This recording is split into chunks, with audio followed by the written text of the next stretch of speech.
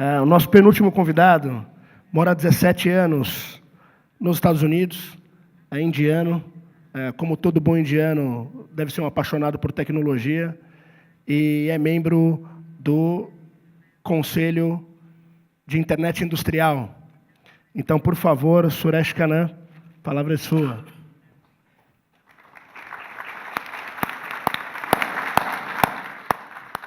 I'm sorry, I hate to be the last guy before the lunch. I know it's been too long. I'm not going to take much time. Just give me 8 minutes. I want to make it less than 10, psychologically. I'm going to start with my presentation.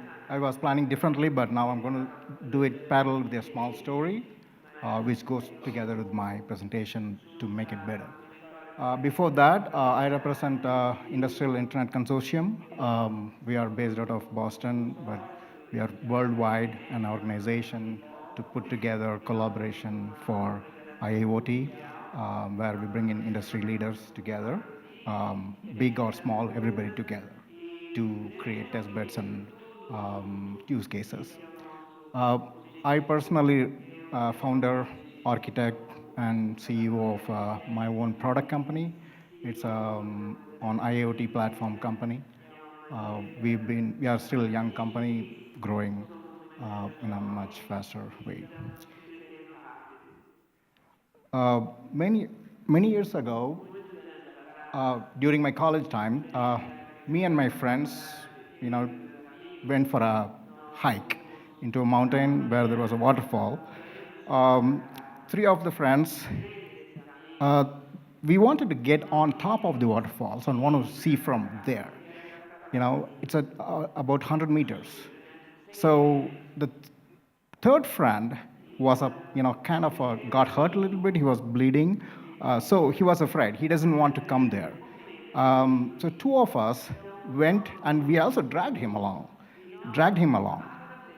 Okay, it's important word. We dragged him along. We forced him to come.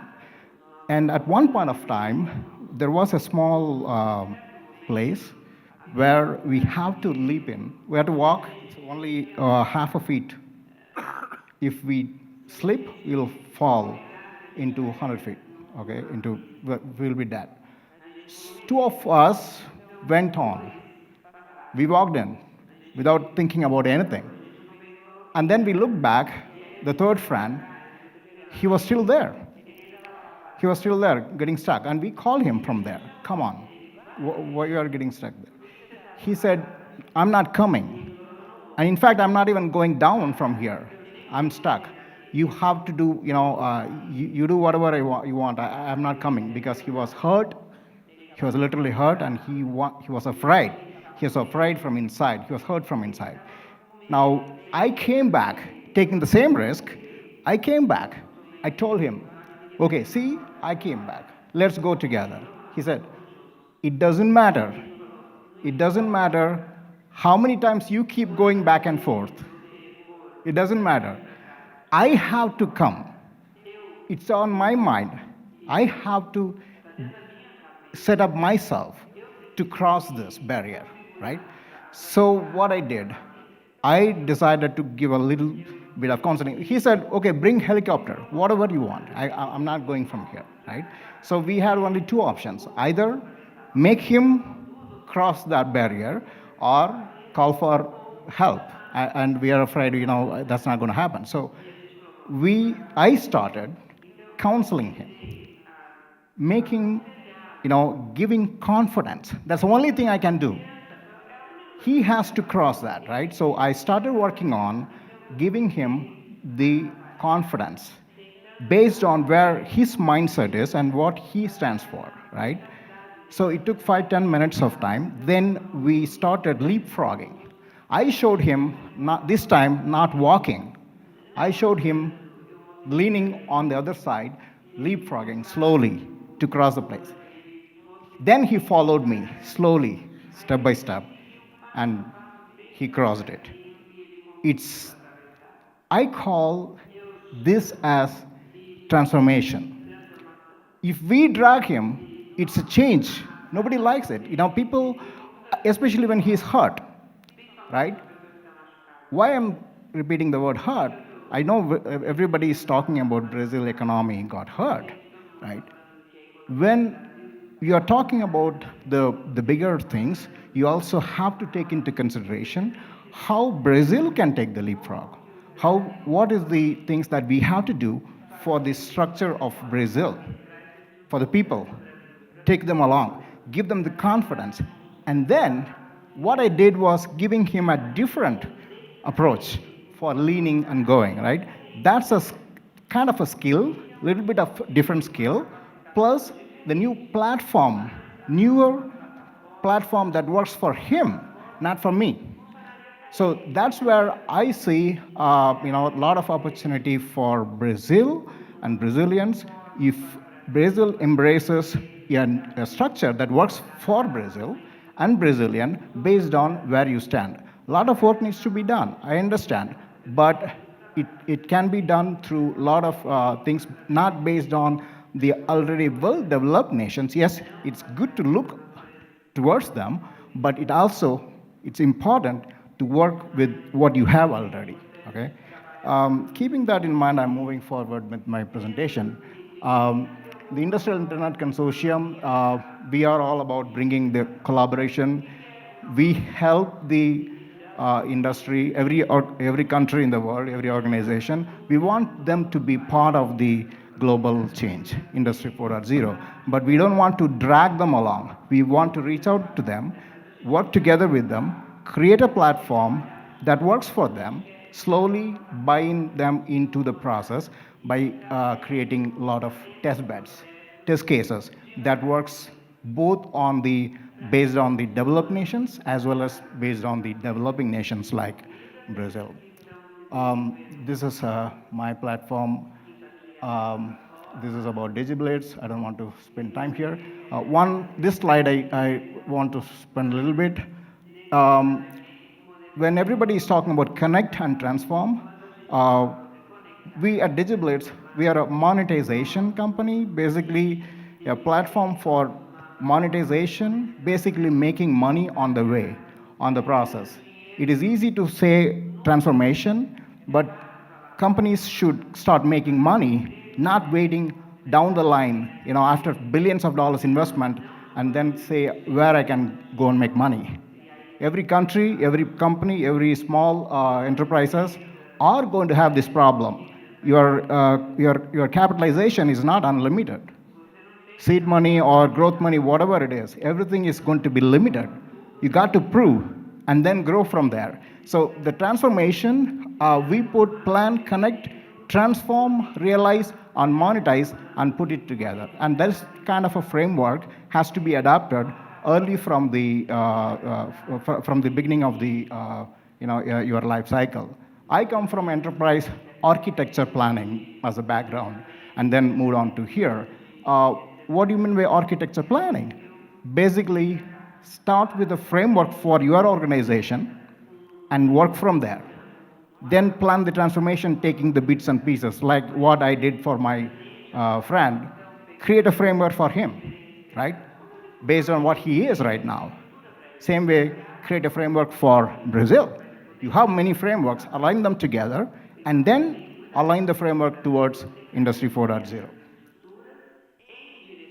Okay, this is a very big thing. I wanted to go to the last row.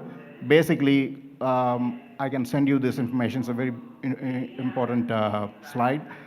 We are at the last stage, industrial age. The type of work, type of skills required is completely different. That's what the point I wanted to bring in. We started from agrarian, and now we are the industry 3.0, mass customization of goods and services. We are into more model-based autonomous production, right? Service-oriented factories, and artificial intelligence. This requires a different skill set, and the value proposition. Please look into the value proposition. What is expected out of you is completely different. The industry is expecting a little bit different this time. Integrated supply chain and asset time to market. Quickly, you got all the assets. Everything is time-based now, right? You don't have to build anything. Everything is cloud-based. You can lease out things. But the key point is how to put them together, take to the market, right? That's a value proposition for Industry 4.0. So every country can start from anywhere, but can easily catch up with 4.0 provided you adapt a framework that works for you.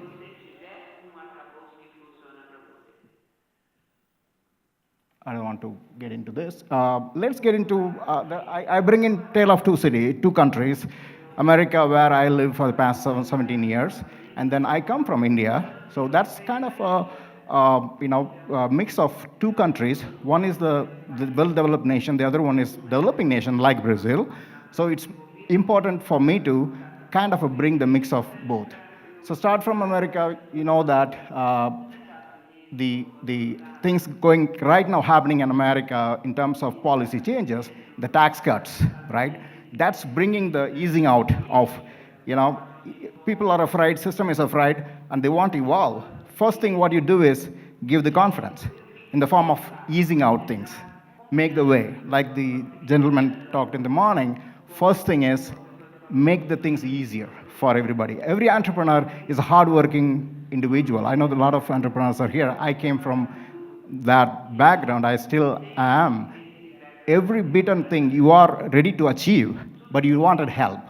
You wanted help not in terms of just money. Money is only one part of it, but you want no restrictions. The single most thing is no restriction from anybody. The 18th century, most of the innovation happened in America and other parts of the world because there was no restrictions. Less government, more people making decisions. That made everybody's mind more productive. The productivity, we can keep talking about productivity, but productivity will be a problem if there is a restriction. You can get productivity only by easing out the mind and tickling the mind in terms of innovation. And then this is the FDI, foreign direct investments. And even EPA, the traditional blocking guys in EPA, the energy department in the US, is now easing out and coming with a modern outlook in terms of bringing more energy in terms of easing out their regulations to help the economy rather than blocking the economy. This was the case in the past, but now things are changing, including the utility sides, energy side, and everywhere. National Robotics Initiative is another initiative in the US that's been now gaining a lot of momentum, basic collaboration between the industry in terms of focusing only on NRI 2.0, which is robotics, robotics as a main focus. Then even the industries like in nanotechnology, everything, even to the going to the lowest of to the rural areas. Innovation doesn't have to happen only in the cities. I know everybody talks about cities and keep city as a scale, but rural areas has a lot to offer because most of the forests, are in rural areas. If you look at this, some of the technologies you get from the rural areas, you can promote rural areas as well and bring them together as a part of the piece. Then there was an executive order which actually now easing out a lot of things where bringing the rural and urban together and working together as an industry. There are a lot of other policy changes. I want to skip this. And cost of labor was a problem before, right? Which made the job loss to other nations. But now this cost of labor in most of the countries are pretty much the same. So America is not really right now working on saving the cost, but bringing more innovation. And that is what Industry 4.0 really is about. The recent examples in the energy sector, there was the Northern Transmission Line project got approved, and there are a lot of things happening there. And then we have been talking about the autonomous vehicle for a long time. A few months back, the Advanced Revolutionary Technologies Act got approval from both Senate and House, and it's going becoming a law. That means what? More deregulations. the more deregulation happens, the more industry grows. This is a fact, past, present, and future. I want to skip Russia and go to India directly. Why India? Because I see a lot of both are developing nations, and India has to learn a lot from Brazil. Brazil has to learn a lot from India. In the past, information technology, everybody knows India took a biggest advantage in the IT, and Brazil was following it.